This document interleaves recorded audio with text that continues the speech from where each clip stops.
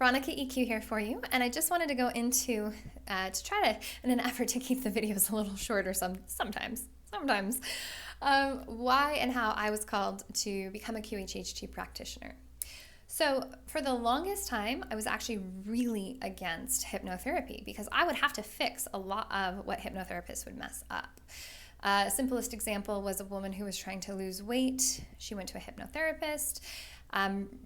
Brain consciousness was all for it because, logically losing weight is healthier. But the hypnotherapist never talked to her body consciousness. So days after she did this type of hypnotherapy that she went to, she was starting to gain weight at a rapid pace and was under a lot of duress. So she came to me. We worked through the brain and the body consciousness to communicate to both of them. Body consciousness had the weight happening for a reason. It was on her for a reason because it was creating a level of protection. And so when it comes to something like the physical realm and weight, the body consciousness is going to supersede the brain consciousness.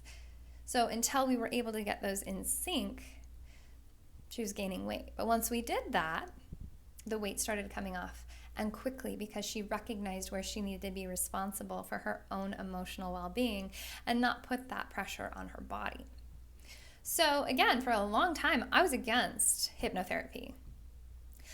But during COVID, I kept getting called to look at it, and Dolores Cannon's name kept coming up, and she is the creator of QHHT. And I was curious, so I'd watch videos about her, and she's the sweetest, most inconspicuous woman because she's this Southern woman who lived in Arkansas with multiple children, and she called herself the consummate investigator. So she was curious about hypnotherapy because of an experience she had with her husband. It got put on pause for over 10 years. She went back to it, and it just really lit a fire in her, and she did it till the day she died. And it was so interesting because as that investigator, you would never think of her necessarily as this deeply spiritual practitioner or guide in the world, but that's what she became in her persistence in her work. So I was watching videos. There's quite a few on YouTube. Definitely recommend checking them out. And I kept hearing her name, and my number is 3. So I heard her name 3 times, and I was like, okay, I need to check this out. And when I looked at the standard of integrity that she creates for this modality, I was really impressed because it is uncommon. There are a lot of hypnotherapists out there who get their certification in 2 hours on a weekend or maybe just over a weekend. And I will tell you, as a practitioner, I find that very frustrating because it's going to create a limitation on the healing that can be created or provided by that modality if it's so short.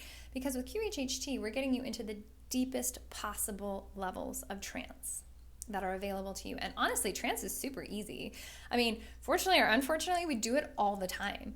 Think about those times you're driving and you go, oh, wait a second, how did I get here? I was just at the grocery store and I got home and I really don't remember what happened. You were in trance.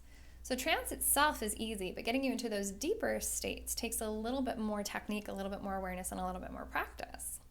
And with her work, the practitioners, we go through a very deep certification that takes weeks to be able to complete, on top of being able to do regressions that are anywhere from 6 to 8 hours long.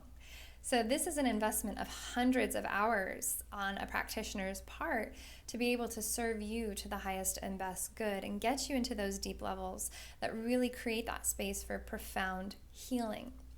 And it's so wonderful because, again, it's bridging all aspects of your consciousness from past lives, if that's available to you, sometimes to future lives, into different dimensions like the blackness or the world of color.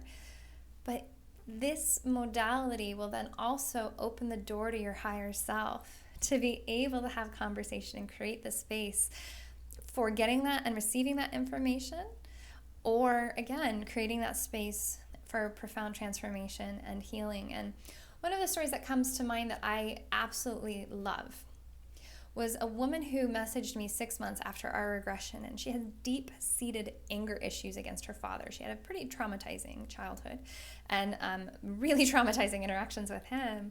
And it was profound because she didn't realize how subtle it was going to be until 6 months later when she messaged me. She went, all of a sudden I realized I wasn't angry anymore. And it crept up on me that I didn't have anger towards him. And the only thing that I had done between here and there was doing that regression. And I get chills right now. I just think of that, and like from an emotional standpoint, how incredible that is. And I've seen amazing things happen with depression, with anxiety. But that one, because it was so subtle, but it's one of those things until it creeps up on you and go all of a sudden, wow, how cool is that? Yeah, it's deeply, deeply profound work. So in the next video, I'm going to go into some of my other favorite stories, some of the most interesting things that I have seen. And of course, in confidentiality, always, that is of utmost importance. But there's a lot of fun things that comes from being able to be an individual experiencing QHHT, but also as a practitioner. And I look forward to seeing you in the next video for those stories.